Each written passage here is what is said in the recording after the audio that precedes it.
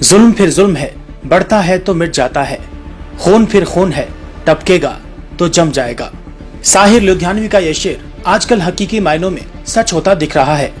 जब देश के कई हिस्सों में जुल्म की कहानी देखी जा रही है और पूरे देश ने देखा कि कैसे गुरुग्राम के सेक्टर 57 में एक मस्जिद के इमाम मौलाना साद को नफरत के पुजारियों ने मौत के घाट उतार दिया। सिर्फ यही नहीं, मुंबई में ट्रेन में सफर करने वाले अनवर शेख को महज इसलिए गोलियों से भून दिया गया क्योंकि वो टोपी और दाढ़ी रखे हुए थे। नफरत की इस आंधी को रोकने के लिए कोलकाता की जोरा साको उम्मीद फाउंडेशन ने शुक्रवार की रात जकरिया स्ट्रीट क्षेत्र में एक प्रोटेस्ट मीटिंग की थी, जिसमें ये संदेश और पैगाम दिया गया कि नफरत चाहे तुम कितनी भी कर लो, लेकिन आखिर में जीत हमेशा इंसानियत और मोहब्बत की होती है। आपको बता दें कि जोरा साको उम्मीद फाउंडेशन द्वारा आयोजित इस मीटिंग में खासतौर पर बिहार से शहीद मौलाना साद के बड़े भाई और ट्रेन हिंसा मामले में मारे गए अनवर शेख के बड़े भाई भी शामिल रहे। इस मौके पर कोलकाता के जाने माने सामाजिक कार्यकर्ता और कारी अहमद फाउंडेशन के चेयरमैन जैद अनवर ने भी अपनी ओर से एक छोटी सी भेंट उन्हें मोहब्बत के रूप में पेश की। जैद अनवर ने इस अवसर पर कहा कि आज समाज को इस मजलूम लोगों के सहारे के लिए आगे आना चाहिए और मैंने एक छोटी सी पहल की है ताकि और लोग उनकी मदद के लिए आगे आएं। साथ ही उन्होंने उम्मीद फाउंडेशन के मैनेजिंग डायरेक्टर मेराज का भी आभार जताया, जिन्होंने ऐसे मजलूमों को कोलकाता वासियों से मिलाने का एक प्लेटफॉर्म तैयार किया। आज का जो प्रोग्राम जिस माहौल से बनाया गया, जिस कोशिश की गई है उम्मीद फाउंडेशन के तरफ से जो कोशिश की गई है, उस कोशिश का आगाज हो चुका है। आज देखिए, आज जो माहौल है पूरे हिंदुस्तान में, जिस तरह नफरत हर जगह है, उसमें एक मोहब्बत का चिराग मेराज साहब ने कोशिश की है जलाने की। छोटी सी जो इमदाद की है, हाँ, ये उनका हक था, उनको मिला। मेरा एक उसूल है अपनी जिंदगी का कि मेरी कोई हैसियत नहीं, मेरे अल्लाह उसके रिस्क उसके मुकद्दर में लिखा, मैं जरिया बनाता, मैं लाके कोशिश किया बस। तो ऐसे जो हादसा हो रहे हैं, क्या लगता है कैसे ये सब अंकुश लगेगा इस पर? यही है कि आप एक सेकुलर लोगों को वोट करें और सेकुलर लोगों को सिस्टम में लाएं। और क्या पैगाम देंगे यहाँ से? पैगाम यही देंगे कि आज भी अच्छे हिंदू मौजूद हैं जिसके लिए ये मुल्क बचा हुआ है। मैं उसी हिंदू से रिक्वेस्ट करता हूँ, एक बार सोचिए, समझिए और समझ के वोट करिए। लाजवाब, शानदार, जानदार और लाजवाब। जिस तरह से इन्होंने प्रोग्राम का इनेकाद किया, इतने बारिश के बाद भी इन्होंने गिव अप नहीं किया। एक फाइटर की तरह, एक जाबाज के जब मर्द मुजाहिद की तरह सुबह से लगा हुआ था, उसका फल अल्लाह ने दिया है। आज पूरा माशाल्लाह जकरिया स्ट्रीट चहल पहल हो गई। हमेशा से मिली मसले पर बढ़ चढ़ के आगे रहती है, क्या आइंदा भी आपको अगर बुलाएगी तो नहीं बुलाएगी तब भी आ जाएंगे।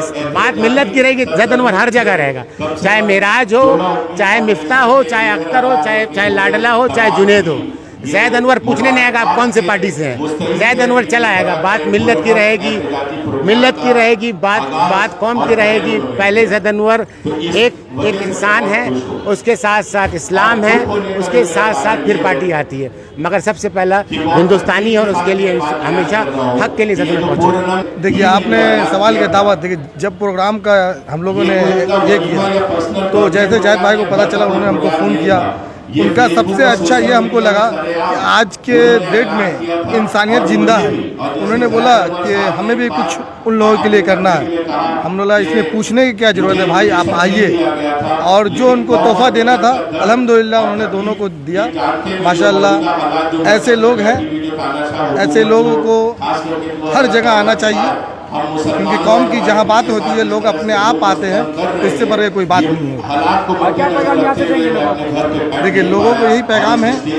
कल भी हम लोग जोरा साको उम्मीद फाउंडेशन से एक आवाज़ देते थे कि हिंदुस्तान की खूबसूरती एक साथ रहने में है। हिंदू, मुस्लिम, सिख, ईसाई, दलित सब मिल के रहें, आपस में भाईचारा माहौल बना रहे, यही हिंदुस्तान की खूबसूरती है। नफरत तो बढ़ रहा है, इस पर आप क्या बोलेंगे? देखिए, नफरत को फैलाने वाले लोग नफरत को फैलाते रहेंगे, लेकिन नफरत कभी मोहब्बत से जीत नहीं सकती है। जीत मोहब्बत की होगा, इंशाअल्लाह मोहब्बत ही की जीत होगी। बहुत शुक्रिया। आपने देखा होगा गुज़िश्ता 5 साल कबल आसनसोल में कारी साहब के बच्चे को शहीद कर दिया गया था, जैद अनवर वहाँ भी पहुँचा था। वहाँ मुझे किसी ने दावत नहीं दी, आज भी मुझे किसी ने दावत नहीं दी। इन्होंने एक अच्छा कदम उठाया, उस कदम में मैं शाना बशाना साथ देने के लिए चला आया। यही इस्लाम है और यही इसी का नाम मिल्लत है। तो ये भी इंसानियत भी है और मिल्लत को बचाने के लिए, इंसानियत को बचाने के लिए यही कोशिश करना चाहिए, जो मैं कोशिश उम्मीद फाउंडेशन के थ्रू मैं करने की कोशिश कर रहा हूँ। हत्या की और तीनों मुसलमान के चेहरे पर जो है वो डाली है। और एक जो ईसाई है उसका नाम मीना राम, उसका नाम ईसाई का नाम जो है वो मीना राम है।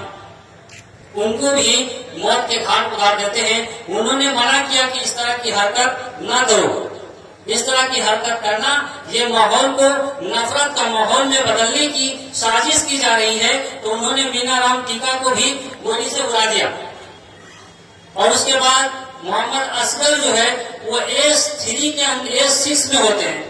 S6 के अंदर वो बोगी में जाकर वहां फायरिंग करते हैं। और फायरिंग करने के बाद सबसे बड़ी जो दर्दनाक बात होती है वो बात ये है कि जब तक उनके सीने के अंदर रमक होती है, सांस बागी होती है, और वो वीडियो के अंदर साफ नजर आता है, वो अपना चेहरा उठाता है और फिर आखिरी गोली, वो तीसरी गोली उस वक्त मारता है। ये दिल को दहला देने वाली बात है। हमारी आंखों के तले से ऐसा लग रहा कि कयामत तक, या ऐसा लग रहा कि जब तक मेरी जिंदगी रहेगी शायद मैं इसको भूल नहीं सकूंगा। ये बड़ी अफसोसनाक बात है। और उनके पास जो है 4 लड़कियां हैं और 1 लड़का है, और माँ जो है हमारी वो भी बेवा है, और मेरी एक बहन कमारी है। इन तमाम लोगों की, इन तमाम की जिम्मेदारी मोहम्मद असगर की जिम्मेदारी थी। वो खुद जो है घर के बड़े सदस्य थे और इसकी जिम्मेदारी बखूबी अंजाम दे रहे थे।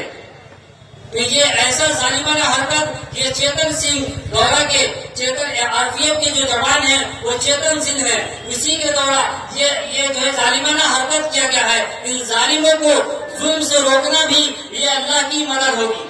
जालिमों को जुल्म के खिलाफ रोकना भी हमारे लिए क्या है, ये अल्लाह की तरफ से मदद होगी। इसलिए हम सब जो है इसमें मिलकर के तमाम मुसलमानों से मुझे मुताना दरखास्त करेंगे, मुत्तहिद होकर एक प्लेटफॉर्म पर जमा होकर नफरत की बातों को और जो है तमाम मरतबे फिक्र को अलग रखते हुए अल्लाह और अल्लाह के दीन की और ईमान वालों की हिफाजत और तहफ़्फ़ुज़ के लिए हम सब एक हो जाए और एक होकर हम अपनी आवाज को बुलंद करें, ताकि केंद्र की सरकार तक हमारी आवाज पहुंचे। इस जुल्म के खिलाफ जो है इन जालिमों को कड़ा से कड़ा सजा, उसको जो कड़ी से कड़ी फांसी की सजा होनी चाहिए।